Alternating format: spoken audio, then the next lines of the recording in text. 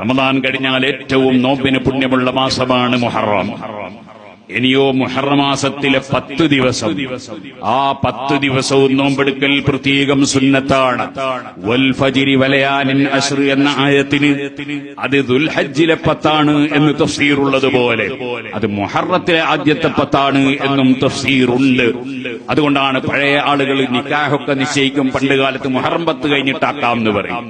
അങ്ങനെ പറഞ്ഞിരുന്നത് ആ കാലഘട്ടം മുഹറം 10 വരെ ഇബാദത്തിൽ മുഴുകേണ്ട സമയമാണ്, നോമ്പെടുക്കേണ്ട സമയമാണ് എന്നതിനാലാണ്. അല്ലാതെ മുഹറം 10 വരെ എന്തോ കുഴപ്പമുള്ളത് കൊണ്ടാണെന്ന് ആരും തെറ്റിദ്ധരിക്കരുത്. ഓ സുഹൃത്തുക്കളെ, ആ മുഹറം 10 മുഹറം 9 നോമ്പ് താസുഅ നോമ്പ് പ്രത്യേകം സുന്നത്താണ്.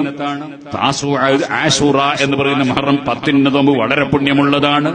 മുഹറം 11 നോമ്പും പ്രത്യേകം സുന്നത്തുള്ളതാണ്.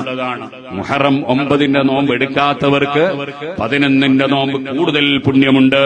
എന്നാൽ ഇൻസാമഹു, ആ മുഹറം 9 നോമ്പ് എടുത്താൽ തന്നെയും 11 നോമ്പ് പ്രത്യേകം സുന്നത്തുണ്ടെന്ന് ഫത്ഹുൽ മുഈനിൽ കാണാം.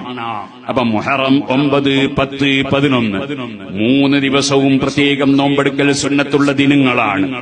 ഇനി ഒരാൾ മുഹറം 10 നിശ്ചയിച്ചത് തിങ്കളാഴ്ചയാണെങ്കിൽ ഞായറാഴ്ച അവർക്കും നോമ്പ് സുന്നത്തുള്ള താസുഅ ആണല്ലോ.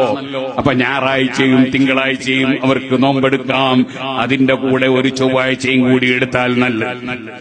ഇനിയോ ഒരാൾക്ക് ആശൂറ പറഞ്ഞത്, അവരെ ഖാദി പറഞ്ഞത് അത് ഞായറാഴ്ചയാണെങ്കിൽ അവരെ സംബന്ധിച്ചിടത്തോളം അവർക്ക് താസുഅ നോമ്പ് ശനിയാഴ്ച എടുക്കാം. അതേ സമയത്ത് ആശൂറ നോമ്പ് ഞായറാഴ്ച എടുക്കാം. പിന്നെ പിറ്റേ ദിവസം 11 നോമ്പ് പ്രത്യേകം സുന്നത്തുള്ളതുകൊണ്ട് തിങ്കളാഴ്ചയും എടുക്കാം. ഒരു കുഴപ്പവും വരാനില്ല. കുറച്ച് കൂടുതൽ നോമ്പെടുത്ത കൂലി ആസി കിട്ടുമെന്ന് മാത്രമേ ഉള്ളൂ. അതുകൊണ്ട് അതിന്റെ പേരിൽ മുസ്ലിം സമുദായം ഒരിക്കലും ഭിന്നിക്കേണ്ട യാതൊരു ആവശ്യവും ഇല്ല. നമ്മൾ വേണ്ടത് സൽക്കർമ്മം വർദ്ധിപ്പിക്കാൻ വേണ്ടി ശ്രമിക്കുക. സുന്നത്ത് നോമ്പുകളും സുന്നത്ത് നിസ്കാരങ്ങളും ഖുർആനോത്തും ദിക്റും സലാത്തും ഒക്കെ വർദ്ധിപ്പിക്കുക. നമ്മളെ നാവ് കൊണ്ട് നമ്മൾ ഗീബത്തല്ല വർദ്ധിപ്പിക്കേണ്ടത്, നമ്മൾ നമീമത്തല്ല വർദ്ധിപ്പിക്കേണ്ടത്, കുറ്റം പറച്ചിലല്ല വർദ്ധിപ്പിക്കേണ്ടത്. നമ്മളുടെ ഒരു കൊല്ലം കഴിഞ്ഞുപോയി, ആ ഒരു കൊല്ലത്തിൽ നമ്മൾ എന്തു ചെയ്തു എന്നാലോചിക്കുക. സുബ്ഹാനല്ലാഹ്, കഴിഞ്ഞ കൊല്ലത്തിൽ ഞാൻ നിസ്കരിച്ചിട്ടുണ്ട്, പക്ഷേ ആ നിസ്കാരത്തിന്റെ തുടക്കം മുതൽ അവസാനം വരെ യാതൊരു ദുന്യാവിന്റെ ചിന്തയുമില്ലാത്ത ഒരു നിസ്കാരമെങ്കിലും ഞാൻ നിസ്കരിച്ചിട്ടുണ്ടോ എന്ന് എല്ലാവരും ആലോചിക്കുക. അതില്ലെങ്കിൽ അത് പരിഹരിക്കാൻ എങ്ങനെ കഴിയുമെന്ന് ചിന്തിക്കുക.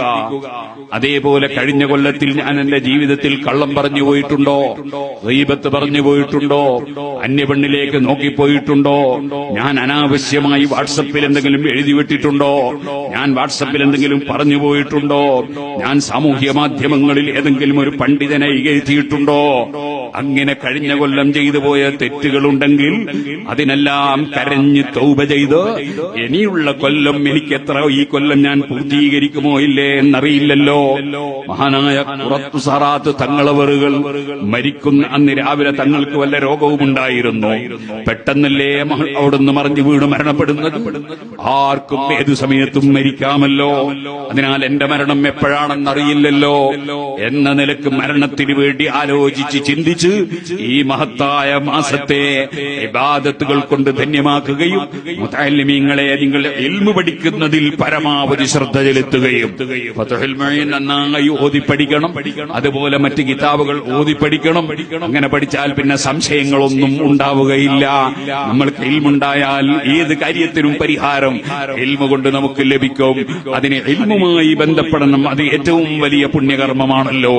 അങ്ങനെ നമ്മൾ നല്ല കാര്യങ്ങൾ ചെയ്യുകയും തെറ്റുകളിൽ നിന്ന് മാറി നിൽക്കുകയും ചെയ്തുകൊണ്ട് ഈ പുതുവത്സരത്തെ സ്വീകരിക്കുകയും പരിശുദ്ധമായ മുഹറമിൽ സൽക്കർമ്മമേ ഞാൻ ചെയ്യുള്ളൂ, അനാവശ്യമൊന്നും ഞാൻ ചെയ്യില്ല എന്ന് പ്രതിജ്ഞയെടുക്കുകയും ചെയ്തുകൊണ്ടാണ് നമ്മുടെ ജീവിതം മുന്നോട്ട് നയിക്കേണ്ടതെന്ന് എന്നോടും നിങ്ങളോടും ഉണർത്തി ഞാൻ എന്റെ വാക്കുകൾ അവസാനിപ്പിക്കട്ടെ.